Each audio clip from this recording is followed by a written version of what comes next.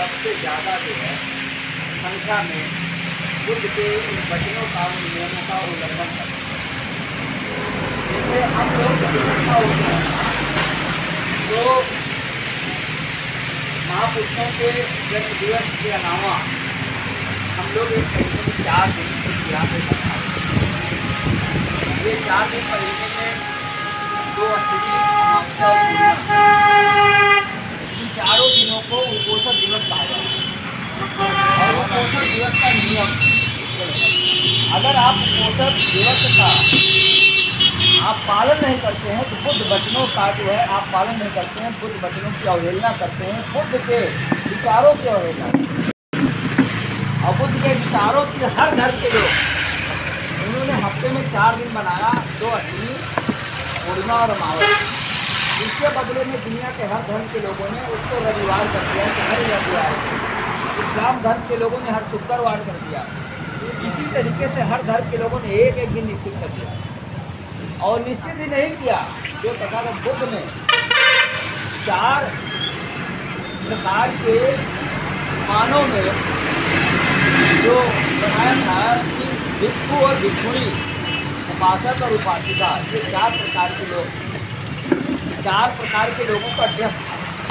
भिक्षु और भिक्षुणी का ड्रेस सिल्वर, उपासक और उपासिका का ड्रेस सफ़ेद, कंप्लीट सफ़ेद। और उसके बाद अष्टशील बनाया था कि ये 4 दिन अष्टशीलों का पालन करेंगे तो गारंटी के साथ आपके शरीर में कोई भी व्याधि, कोई भी रोग नहीं आएगा। तो वो अष्टशील क्या है, इसमें से 5 शील जो हम लोगों ने उच्चारण किया, उसके बाद 3 शील और आता है कि हम आज के दिन जो है हम उच्चासन यानी विलासपूर्ण, विलासितापूर्ण हम सैया का उपयोग नहीं करेंगे और ब्रह्मचर्य का पालन करेंगे। तो इस दिन जो है हम अपने परिवार के साथ न रहते, अलग अलग रहेंगे और किसी भी प्रकार का जो है सुगंधित तेल, क्रीम, पाउडर, ये सारी चीज़ों का हम प्रयोग नहीं करेंगे और नाच गाना, इन मनोरंजनों से मुक्त रहेंगे। ये 3 शील उन्होंने और जोड़ दिया कि यह शील है। तो जब और उपोषण के दिन जो है सभी लोग सुबह शाम जो है अष्टशीलों का संकल्प लेंगे और वहाँ से 12 बजे से भोजन देंगे, फिर अगले दिन बाद आप देंगे और सफ़ेद वस्त्र धारण करेंगे। यह आप अपने परिवार में सबसे पहले लागू करेंगे। फिर उसके बाद कहीं आप बुद्ध विहार में जाते हैं तो बुद्ध विहार की आचार संहिता है। तो बुद्ध विहार में जब आप जाएँ तो एक ड्रेस कोड होता है। जैसे मस्जिद में जाते हैं तो वहाँ एक ड्रेस कोड होता है। कोई भी मुस्लिम रंगीन कपड़ा पहन के नहीं जाता है। चर्च है, चर्च में संडे को होता है, कोई आदमी रंगीन कपड़ा पहन के नहीं जाएगा। गुरुद्वारा है, कोई आदमी रंगीन कपड़ा पहन के नहीं जाए। बुद्ध के वचनों को सारी दुनिया के लोग फॉलो कर रहे हैं, लेकिन बुद्ध के अनुयायी जो है सबसे ज़्यादा उसका खंडन कर रहे हैं। कोई जो है उपोषक व्रत रह जाता है तो कहता मैं उपासक हो गया, उसके पास ड्रेस कोड नहीं है, इस प्रकार से हर चीज़ का पालन नहीं है तो दुखों से तो युक्त आप रहेंगे। आपको भगवान बुद्ध ने कहा है कि दुख आप स्वयं पैदा करते हैं, तो दुखों को आपको ही दूर करना पड़ेगा, दूसरा कोई दुख दूर करने वाला नहीं है। अगर आपका खान पान का नियम जो है आप तोड़ देंगे तो आप स्वयं भुक्तभोगी होंगे। नाते जो है जो महीने में 4 दिन एक टाइम भोजन करते हैं, एक तो हम अपने आप स्वयं जो है संयमित होते हैं। जैसे सारे विभागों में, दुनिया के सारे विभागों में नौकरी जो करते हैं वो सप्ताह में 1 दिन अवकाश, उसी प्रकार से 12 बजे के बाद अगले दिन 12 बजे तक 24 घंटे का हम इस शरीर को रेस्ट देते हैं। इस जो है जो 32 फुट आँख है इसको रेस्ट मिलता है, हमारे और जो है मन मस्तिष्क को रेस्ट मिलता है, हमारे चैतसिक, हमारे चित्त को, इन सबको रेस्ट मिलता है दूसरे ढंग से सोचने समझने का। बाकी उसके बाद जो है आप 26 दिन कैसे रहते हैं वो अलग विषय है। 4 दिन आप, ये संकल्प का दिन है। व्रत का मतलब उपवास रहना नहीं है, व्रत का मतलब संकल्प करते हैं। तो संकल्पों को आपको पालन करना है और आप पालन करेंगे तो आप ये नहीं कर पाएंगे कि हमारा डायबिटीज, हमारा बीपी लो है, हम शुगर के पेशेंट हैं, किसी भी प्रकार का रोग नहीं होगा। और अगर आ गया है, रोग हो गया है, तो रोग कम हो जाएगा, रोग संतुलित हो जाएगा, ये है। और अगर नहीं रोग है तो कभी नहीं होगा। तो इस नाते जो है इस उपोषण नियमों का हम लोग हफ्ता में एक दिन संकल्प लें कि हम बुध विहार जा रहे हैं, तो क्या हम ड्रेस कोड में है कि नहीं है। हम केवल बुद्ध पूर्णिमा को ड्रेस कोड में जाएं, केवल माघी पूर्णिमा को ड्रेस कोड में जाएं, ये बुद्ध वचनों का पालन है, उपोषण नियमों का उल्लंघन है। तो इस नाते जो है उस दिन हम जो है सारी चीज़ों को, जैसे भिक्षुओं के लिए है, भिक्षुओं का जीवन एक सैनिक के जीवन के समान है। भिक्षुओं के लिए नियम है कि प्रतिदिन जो है जैसे एक सैनिक जो है अपने दाढ़ी बाल सब कुछ जो है साफ सुथरा करके जो है फिट हो जाता है, उसी प्रकार से जो है उपोषण के दिन उपासकों का नियम है कि वो भी जो है ये नहीं कि वैसे चले आ रहे हैं, जैसे आ रहे हैं वैसे चले जा रहे हैं। आप ड्रेस कोड में जब होते हैं, आप देखते हैं कि मस्जिद से जब शुक्रवार के दिन 10 लोग 20 लोग 50 लोग निकलते हैं, एक ड्रेस कोड में सब लोग याद आ जाता है कि हाँ आज शुक्रवार। तो ऐसे ही जब हम लोग बुद्ध विहारों से निकलते हैं या बुद्ध विहार जाते हैं, तो रोज़ हर हफ्ते अगर आपको लोग देखेंगे तो लोगों के मन में जो है एक विचार जाएगा, एक पहचान जाएगी कि हाँ अगर ये सपोर्ट का विचार है। इससे हमारा पड़ोसी, जब मैं 4 दिन के अलावा किसी संस्कार में जाऊँगा, किसी बुद्ध विहार में जाऊँगा और उनके कोड में जाऊँगा, हमारा पड़ोसी तो हमारे बच्चे की इच्छा है, या नंद जी या तुम्हारे पापा आज कहीं शादी विवाह कराने जा रहे हैं, बुद्ध विहार जा रहे हैं, या किसी महापुरुष की जयंती है, ये पूछते हैं क्योंकि वो इस दिन देखते हैं ड्रेस कोड में। इसलिए संकल्प करना है कि हम संकल्प लें कि हम इस प्रकार की सारी जो हमारे अंदर कमियां हैं इनको हम दूर करने का प्रयास करेंगे, और जब हम अपनी कमियों को दूर करेंगे तो दूसरे की कमियों को भी हम दूर कर पाएंगे। जैसे एक घटना मिस्टर गांधी के जीवन की है कि गांधी जी के पास एक अभिभावक अपने बच्चे को लेकर आया और गांधी जी से कहा कि गांधी जी हमारा बच्चा क्यों रोज खाता है, बहुत रोज खाता है। और गांधी जी कहे कि अच्छा अगले हफ्ते आओ तो उसने पूछा गांधी जी 1 महीने से आप कह रहे हो अगले हफ्ते आओ, तो क्या बात है। तो गांधी जी ने कहा मैं स्वयं गुड़ बहुत खाता हूँ। तो हमने सोचा आपको बताने से पहले मैं गुड़ छोड़ने का था, तो 1 महीना लग गया मुझे छोड़ने में, और जब तक मैं छोड़ूंगा तब तक मैं आपको कैसे बताऊँ कि छोड़। तो अगर कोई संकल्प किसी को शिक्षा देना चाहते हैं तो उस शिक्षा का पालन हमें आपको स्वयं करना है।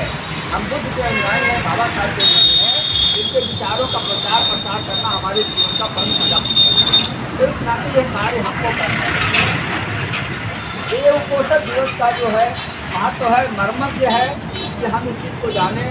और इसके साथ साथ आज 7 फरवरी जो है, 7 फरवरी 1935 को हमारी राष्ट्र माता, हमारी एक प्रकार की शिक्षिका भी थी। शिक्षिका इस नाते कह रहा हूँ, वो स्वयं डायरेक्टर थी, इसके बावजूद बाबा साहब को तमाम प्रकार के ज्ञान देने का काम किया। एक घटनाएँ बहुत सी उनके जीवन की है। 20 मार्च 1927 की जब चौदार तालाब की घटना थी। चौदार तालाब का पानी जो है रायगढ़ जिले में है चौदार तालाब, और उसका पानी बहुत मीठा होता है, कहा जाता था अमृत तुल्य है। वो पानी जो है अछूतों को पीने के लिए पाबंदी थी। तो बाबा साहब ने आंदोलन चलाया, 5000 लोगों के साथ बाबा साहब ने कहा कि 20 मार्च को हम चौदार तालाब पर हम लोग जाएंगे और अनुशासित ढंग से जाएंगे, लड़ाई झगड़ा नहीं करेंगे, गाली गलौज नहीं करेंगे। उस पानी के, उस तालाब के पानी को हम पीकर दिखाएंगे कि हम भी इंसान हैं, हम भी पानी पी सकते हैं। जब ये बात उन्होंने माता रमाबाई को बताया तो रमाबाई ने कहा हम अकेले नहीं जाएंगे, हम भी चलेंगे। तो बाबा साहब ने कहा आप क्या करोगे वहाँ जाकर। माता रमाबाई ने कहा कि ये बताइए, इन लोगों को आपने बुलाया है क्या परिवार सहित आएंगे? तो अगर परिवार सहित आएंगे कि बताइए इन लोगों खाने पीने की व्यवस्था कौन करेगा? आप वहाँ भाषण देंगे, आप वहाँ संघर्ष करेंगे, उनके खाने पीने रहने की व्यवस्था कौन करेगा? तो कहीं क्या तुम करोगे? हाँ, हमारी नारी शक्ति जो है, हमारा नारी संघ जो है, उसके साथ में चलूँगी और सबको जो है मैं रोटी सब्जी बना के सबको खिलाने का काम करूँगी, पानी पिलाने का काम करूँगी। तो बाबा साहब ने कहा धन्य हो रमा, मैं नहीं जानता था तुम्हारे दिमाग में हमसे बड़ा प्लान है। तो इस प्रकार से जो है, यही नहीं जो है, एक घटना और है कि 1913 की जब बाबा साहब को पहली बार PhD प्राप्त हुई, तो वो जो है वहाँ रत्नागिरी के लोगों ने बाबा साहब का सम्मान करने के लिए एक आयोजन किया। तो बाबा साहब के लिए जब ये रमाबाई को पता चला कि आज हमारे साहब जो है सम्मानित किए जाएंगे, तो रमाबाई ने सोचा कि हम भी चले देखें ये सम्मान में कैसे क्या होता है। तो पहले आप जानते हैं लकड़ी का बक्सा हुआ करता था, संदूक कहते थे, वही हम सब लोगों के यहाँ जो है सबके यहाँ लकड़ी का ही होता था। तो रमाबाई के संदूक जो बक्सा था उसमें से जब उन्होंने साड़ी निकालना चाहा, देखा उनका साड़ी चूहा काट दिया था। तो धोती जो थी वो पहनने लायक नहीं थी। तो साहू जी महाराज ने बाबा साहब को एक साफा भेंट किया था।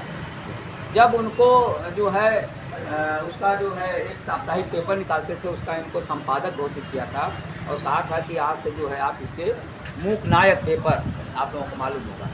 तो उसके लिए बाबा साहब को उन्होंने सम्मानित किया था। तो वो साफा जो होता था, अपने यहाँ साफा नहीं होता है, साड़ी से भी बड़ा लंबा चौड़ा होता है और हल्के गुलाबी रंग का होता है। तो माता रमाबाई ने संदूक में वो देखा साफा रखा है, तो साफे को खोल कर उसको साड़ी पहन कर और गई वहाँ, ऐसे पेड़ की यहाँ में खड़ी होकर अपने हाथ को मंच कर देती और देख कर फिर उसके बाद धीरे से जब समाप्त हो उसके पहले वो जल्दी चली गई कि जाए साफा बदल कर और साफा फिर साफा करके बांध कर पासे में रख दें, ये साहब क्या कहेंगे। और जब लौट कर गई तो बाबा साहब जब लौट कर गए तो उन्होंने कहा रमाबाई आज कार्यक्रम कैसा लगा। अब रमाबाई माता नहीं जानती थी जिन्होंने हमको देख लिया है, वो समझती थी मैं चुपके से देख रही हूँ। तो बाबा साहब ने कहा मैंने तुमको देखा है, तुम पेड़ की आड़ में चुकी हुई थी और जब मैंने तुमको देख लिया तो इसलिए अपना भाषण तुरंत में जो है संक्षिप्त किया। और तब रमाबाई ने कहा कि जब मैंने सोचा कि आप शायद भाषण समाप्त करने वाले, इसलिए मैं जल्दी से भाग कर आई, आपका साफा जो है साफा बना के मैंने रख दिया। कहीं बात ये नहीं है, आज तुमने मेरा भाषण सुना है, मुझे बड़ी प्रशंसा हुई है, सारे लोगों ने मुझे सम्मानित किया है, आज तुम जो कुछ मांगोगी मैं आपको दूंगा। तब माता रमाबाई ने कहा आप देना चाहते हैं तो मैं आपसे जरूर मांगूंगी। तो कहा कि हाँ मांगिए। तो उन्होंने कहा कि मैं चाहती हूँ कि आप ऐसी व्यवस्था करें, ऐसा विधान बनाएं कि भारत की किसी नारी को अपने साहेब को देखने के लिए साड़ी ढूंढने की जरूरत ना पड़े, प्रत्येक नारी के पास कम से कम 2 साड़ी हो। बाबा साहब भावुक हो गए, उनकी आंखों में आंसू आ गया। हाँ रमा, तुमने मांगा भी तो क्या मांगा, अपने लिए नहीं मांगा, भारत की सभी नारियों के लिए, बहुजन समाज नहीं, भारत की सभी नारियों के लिए आपने क्या मांगा कि सबके पास कम से कम 2 साड़ी। बाबा साहब के आंख में आंसू आ गया और कहा ठीक है रमा, तुम जैसा कह रही हो मैं ऐसा ही करूँगा। उसके बाद जो बाबा साहब संविधान बनाते समय हिंदू कोड बिल में जो नारियों को अधिकार और सम्मान दिलाने का काम किया, तो बाबा साहब के जीवन की महान घटना थी। इसी प्रकार से जो है कालाराम मंदिर की घटना थी। कालाराम मंदिर में भी जो है जब बाबा साहब को जाना हुआ तो वहाँ भी माता रमाबाई ने जो है वो कार्य किया। और यही नहीं, जब बाबा साहब जो है विदेश जा रहे थे, जिसके बारे में माननीय छोटेलाल जी ने बताया आपको कि उन्होंने भी जो कंडा उपला जिसको कहते हैं उसको पाट कर गृहस्थी चलाई, लेकिन बाबा साहब से कभी ये नहीं कहा कि मैं कर्ज में डूबी हूँ या मैं जो है एक टाइम भोजन कर रही हूँ, अपने बच्चों का लालित पालन कर रही हूँ, कभी उन्होंने उसकी शिकायत नहीं किया। तो ऐसी त्याग की मूर्ति थी, ऐसी समर्पण की, अगर उन देवी कहा जाए तो अतिशयोक्ति नहीं है, क्योंकि वो देने वाली थी, जो देने वाली होती है। तो इसलिए ऐसी रमाबाई अम्बेडकर को मैं सत नमन करते हुए उनको विनम्र आदरांजलि अर्पित करता हूँ। और साथियों जो है मैं ये अपील करता हूँ आप सबसे, अभी से अगले जब पोषण दिवस में हम लोग इकट्ठा हों या जहाँ कहीं बुद्ध विहार जाएँ तो ड्रेस कोड अनिवार्य रूप से इसको अनुपालन करें।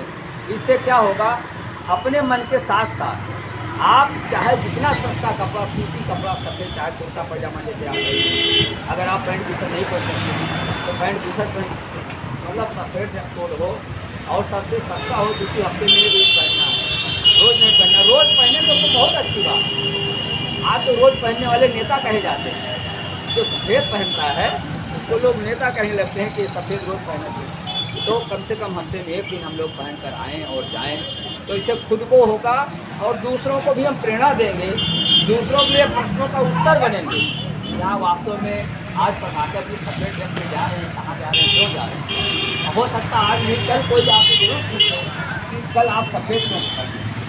तो प्रश्न समाज में ये हमको पैदा भी करना है, उसका उत्तर भी देना है। और बाबा साहब ने उत्तर प्रदेश के लोगों को नहीं, पूरे भारत के लोगों को उत्तर देने का काम किया।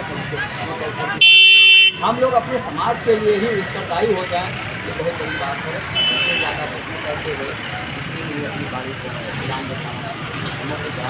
जय भीम, जय विज्ञान।